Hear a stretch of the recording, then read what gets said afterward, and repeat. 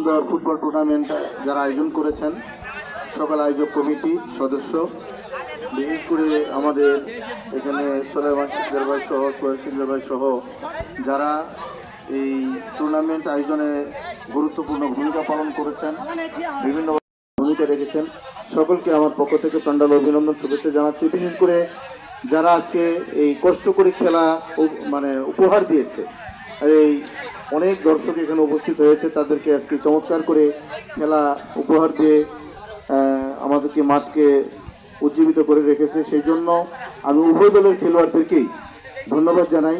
তারা তারুণ্যের প্রতীক, তরুণরাই দেশকে এগিয়ে নিয়ে যাবে। গত 24-এর বিপ্লব গণ-অভ্যুত্থান যেটা ঘটেছে, সেখানে তরুণরাই নেতৃত্ব দিয়েছে। আগামী দিনেও এই তরুণরা যারা আজকে খেলা উপহার দিল, তারা আগামী দিনে এই সমাজের নেতৃত্ব দিবে। সমাজকে সুন্দর করার ক্ষেত্রে, মাদক মুক্ত করার ক্ষেত্রে, দুর্নীতি মুক্ত করার ক্ষেত্রে তরুণরা এগিয়ে আসবে, ভূমিকা পালন করবে, এই প্রত্যাশা রাখছি।